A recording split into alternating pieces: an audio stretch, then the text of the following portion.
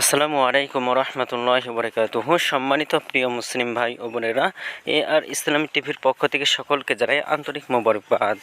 আশা করি সকলে ভালো আছেন। আমি আলহামদুলিল্লাহ আল্লাহর রহমতে ভালো আছি। আজকে আপনাদের মাঝে আলোচনা করব নামাজের সময়সূচি সম্পর্কে। তো আজকে মঙ্গলবার 14ই মে 2024 ইংরেজি, 31শে বৈশাখ 1430 বাংলা, 5 জিলকদ 1445 হিজরি। ঢাকা এবং তার পার্শ্ববর্তী এলাকার নামাজের সময়সূচিগুলো তুলে ধরছি। তারপরে অন্য জেলা বিভাগগুলোর নামাজের সময়সূচিগুলো তুলে ধরব।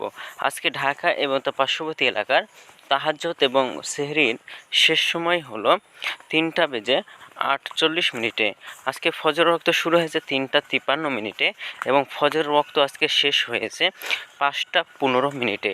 জোহরের ওয়াক্ত আজকে শুরু হবে 11:56 এবং জোহরের ওয়াক্ত আজকে শেষ হবে 4:32।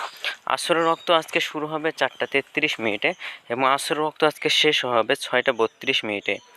মাগরিবের রক্ত আজকে শুরু হবে 6:36 এবং মাগরিবের রক্ত আজকে শেষ হবে 7:56। এশার রক্ত আজকে শুরু হবে 7:57 এবং এশার রক্ত আজকে শেষ হবে 3:48। আজকে সূর্যাস্ত যাবে 6:34 এবং আজকে সূর্যোদয় হয়েছে 5:17। এগুলো ঢাকার মতো পার্শ্ববর্তী এলাকার নামাজের সময়সূচি। এখন আপনাদের মাঝে আলোচনা করব বিভাগীয় শহরের জন্য উল্লেখিত সময়ের সঙ্গে যেসব বিভাগের সময় আপনি যোগ বিয়োগ করবেন তা হলো এই, অর্থাৎ আপনি বিয়োগ করবেন চট্টগ্রামে 5 মিনিট এবং সিলেটে 6 মিনিট কম করবেন। ঢাকার মতো পার্শ্ববর্তী এলাকায় যে নামাজের সময়সূচিরা রয়েছে সেখান থেকে চট্টগ্রামে 5 মিনিট এবং সিলেটে 6 মিনিট কম করে গণনা করবেন, তাহলেই কিন্তু হবে।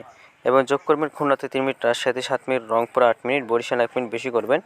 ঢাকার মতো পার্শ্ববর্তী এলাকায় যে নামাজের সময়সূচিরা রয়েছে সেখানে খুলনা 3 মিনিট, রাজশাহীতে 7 মিনিট, রংপুরে 8 মিনিট, বরিশালে 1 মিনিট বেশি করে গণনা করবেন, তাহলে হবে।